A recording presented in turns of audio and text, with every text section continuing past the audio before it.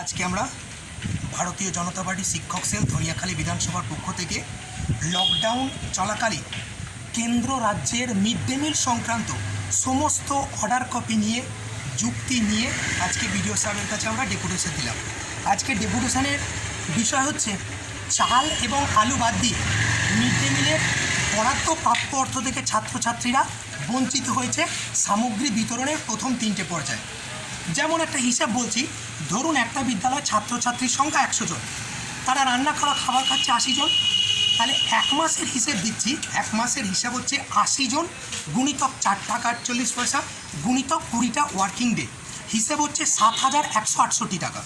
তাহলে রান্না করা খাবার হচ্ছে না, ছেলে মেয়েগুলোর বাবা মায়েরা এসে কী করছে, সামগ্রীটা নিয়ে যাচ্ছে।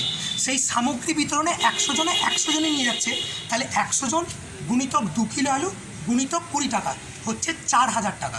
তাহলে বরাদ্দ হচ্ছে 7,168 টাকা, খরচ হচ্ছে 4,000 টাকা। তাহলে 3,168 টাকা এই বর্ধিত এই অর্থটা কোথায় গেল?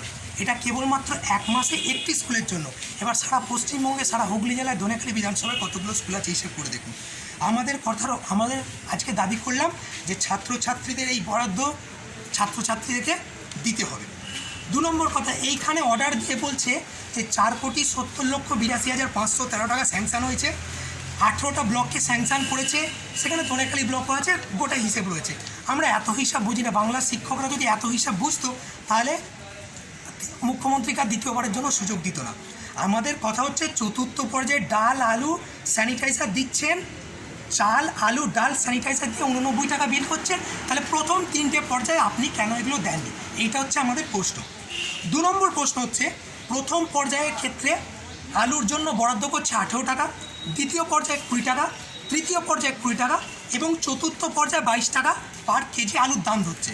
আপনি যদি খোঁজ নিয়ে দেখেন, সেই সময় 18 টাকা 20 টাকা 22 টাকায় বাজারে আলু পাওয়া যায় না। তাহলে কী করতে হচ্ছে না, বিদ্যালয়গুলিকে চাল আলু গুণগত বা পরিমাণগত দিক থেকে সমঝোতা করতে হচ্ছে।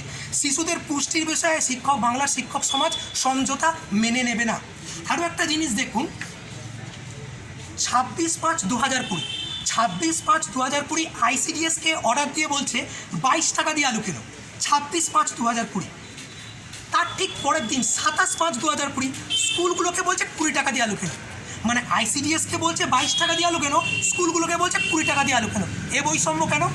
চতুর্থ পর্যায়ে দেখুন, চতুর্থ পর্যায়ে অর্ডার দিয়ে বলছে আইসিডিএসকে বলছে 26 টাকা দিয়ে আলু কেন, আর স্কুলগুলোকে বলছে 22 টাকা দিয়ে আলু কেন। কেন এই বৈষম্য? আইসিডিএসের ক্ষেত্রে একরকম, স্কুলগুলোর ক্ষেত্রে একরকম। আর একটা কথা, 29শে এপ্রিল অর্ডারটা দেখুন। 29শে এপ্রিল সেন্ট্রাল অর্ডার দিয়ে বলছে যে 4 টাকা 48 পয়সা, যেটা ধরো হিসেব করছি, সেই 4 টাকা 48 পয়সাটা 4 টাকা 97 পয়সা হয়েছে এবং সেটা এফেক্ট হচ্ছে 1 এপ্রিল থেকে। এবং তার জন্য যে ad hoc grant to states is also being release, মানে সেন্ট্রাল থেকে স্টেটে সেই টাকাটা পাঠিয়ে দেবে 4 টাকা 48 পয়সা থেকে ফেরে 4 টাকা 97 পয়সা। সেইটা রাজ্য কবে অর্ডার দিচ্ছে? রাজ্য অর্ডার দিচ্ছে 15/7/2020। 15/7/2020 রাজ্য অর্ডার দিয়ে বলছে 4 টাকা 48 পয়সাটা বেড়ে হয়েছে 4 টাকা 97 পয়সা। বাংলার শিক্ষক সমাজের দাবি, ওই বর্ধিত পয়সাটা অর্থাৎ 0.49 পয়সাটা এক্ষুনি ছাত্রছাত্রীদের জন্য বরাদ্দ করো। কেন এক্ষুনি বরাদ্দ করো? তার কারণ সেন্ট্রাল অর্ডার দিয়ে বলছে যে এখনই ছাত্রছাত্রীদের পুষ্টির প্রয়োজন।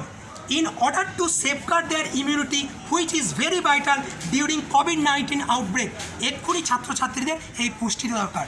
আমরা এইগুলো আজকে বলে গেলাম। আর একটা জিনিস দেখুন, 15/7/2020 অর্ডার দিয়ে বলছে যে rice, potato, pulse, soybean, soap এগুলো দেওয়া হবে মাস্টারমশাইগণ, আপনারা প্রস্তুত থাকুন। তার ঠিক 2 দিন পরই একটা ফিমেল ভয়েস এসে বলছে যে না ওই ধরনের কোনো অর্ডার, আমরা অর্ডারটা ক্যান্সেল হতে পারে।